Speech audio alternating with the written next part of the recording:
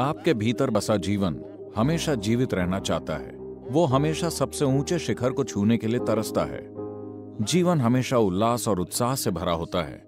आप मानसिक तौर पर ही डिप्रेशन की चपेट में आते हैं। आप अपने मन के तार्किक आयाम में उलझ गए हैं।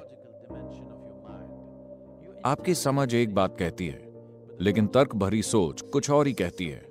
आपके रोजमर्रा के जीवन का दोहराव से भरा स्वभाव भी डिप्रेशन का कारण हो सकता है। मैं चाहता हूं कि आप ये बात समझें, बहुत ज्यादा तर्क वाले क्षण आत्महत्या के क्षण होते हैं। डिप्रेशन का मतलब है कि आप किश्तों में आत्महत्या कर रहे हैं। अगर आप अपने जीवन में तर्क को बहुत ज्यादा जगह देंगे तो आपकी जीवंतता घटती चली जाएगी। आपको जीवन के भौतिक पहलुओं के लिए ही तर्क को लागू करना चाहिए। अगर आपने जीवन पर ही तर्क को लागू किया तो आप डिप्रेशन के शिकार हो जाएंगे।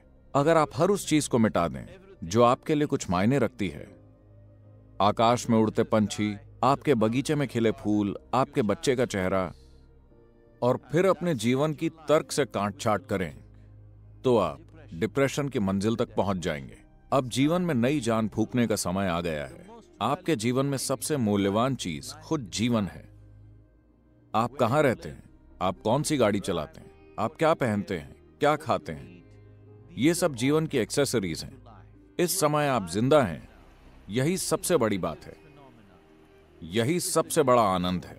आपको ये बात साफ समझनी होगी। दुखी, डिप्रेस या बीमार होने से कोई फायदा नहीं है।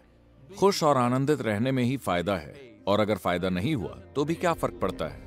जब इंसान अपनी खुद की प्रकृति के प्रति और भी ज्यादा जागरूक हो जाता है तो उसे समझ में आता है कि प्यार महसूस करने के लिए, खुशी महसूस करने के लिए, आनंद महसूस करने के लिए, यहाँ तक कि परमानंद महसूस करने के लिए भी वास्तव में आपको किसी और की कोई जरूरत नहीं है।